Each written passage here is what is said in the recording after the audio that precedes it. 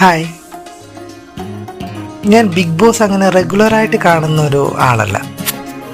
പക്ഷെ നമുക്കറിയാമല്ലോ, ഇപ്പോൾ ഫേസ്ബുക്ക് ആയാലും യൂട്യൂബ് ആയാലും നമ്മൾ സ്ക്രോൾ ചെയ്യുന്ന സമയത്ത് ഒരുപാട് ഷോർട്ട് ക്ലിപ്സ് വരാറുണ്ടല്ലോ.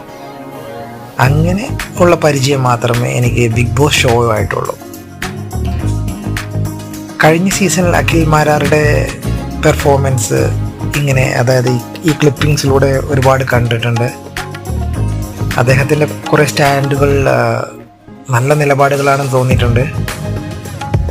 അപ്പോൾ അത്രയൊക്കെ തന്നെയുള്ളൂ ഈ ബിഗ് ബോസുമായിട്ട് പരിചയം. പിന്നെ ആധികാരികമായിട്ട് ബിഗ് ബോസ് ഷോയെക്കുറിച്ച് പറയാനൊന്നും എനിക്കതിനുള്ള അറിവില്ല. ഇപ്പോൾ ഞാൻ ഈ പറഞ്ഞു വരുന്നത് ഈ സീസണെ പറ്റിയാണ്.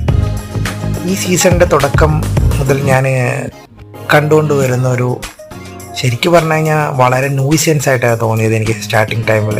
അതെന്താന്ന് പറഞ്ഞാൽ ജാസ്മിനും ഗബ്രിയും തമ്മിൽ അവർ ഈ ടോം ആൻഡ് ജെറി കളി പോലെയും പിന്നെ അനാവശ്യമായിട്ടുള്ള ഒരു എന്താ പറയുക ഡിസ്റ്റർബൻസ് ആയിട്ടാണ് എനിക്ക് ഈ സ്ക്രോൾ ചെയ്യുമ്പോഴൊക്കെ തോന്നിയിട്ടുള്ളത്. പക്ഷെ ഇപ്പോൾ ലാസ്റ്റ് ഞാൻ അവിചാരിതമായിട്ട് ഇപ്പോൾ ഈ അൻസിബ പുറത്തായ ആ ഒരു എപ്പിസോഡ് കാണാനിടയായി.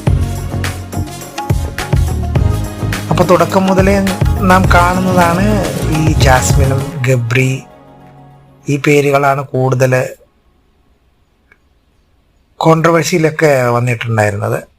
ഒരുപാട് ചർച്ച ചെയ്യപ്പെട്ട ഒരു പെയറായിരുന്നു അവർ. പിന്നീട് ഗബ്രി പുറത്തായതും, പക്ഷെ ഗബ്രി പുറത്തായത് ശരിക്കും പറഞ്ഞു കഴിഞ്ഞാൽ അത് ജാസ്മിന് ശരിക്കും അത് വളരെ ഉപകാരപ്പെട്ടു എന്നാണ് എനിക്ക് തോന്നുന്നത്. കാരണം ഗബ്രി എന്ന കുരുക്കിൽ ജാസ്മിൻ കുരുങ്ങാതെ ജാസ്മിൻ പുറത്ത് കിടന്നിരിക്കുകയാണ്.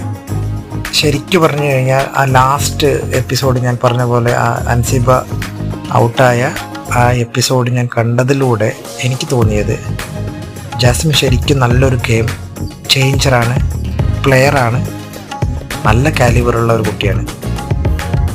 കാരണം ഗബ്രി പോയതോടുകൂടി അവൾ ആ ഒരു ഇമോഷണൽ കുരുക്കിൽ നിന്ന് പുറത്തു വന്നിരിക്കുകയാണ്.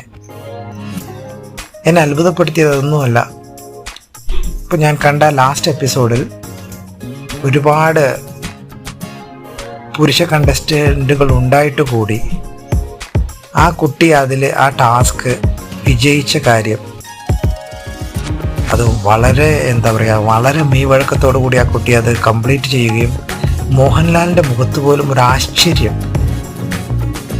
അത് ശ്രദ്ധിക്കുകയുണ്ടായി. അപ്പോൾ ജാസ്മിന് കാലിബറുണ്ട്, നല്ലൊരു ഗെയിമറാണ് അവൾ. മുന്നോട്ട് വരട്ടെ.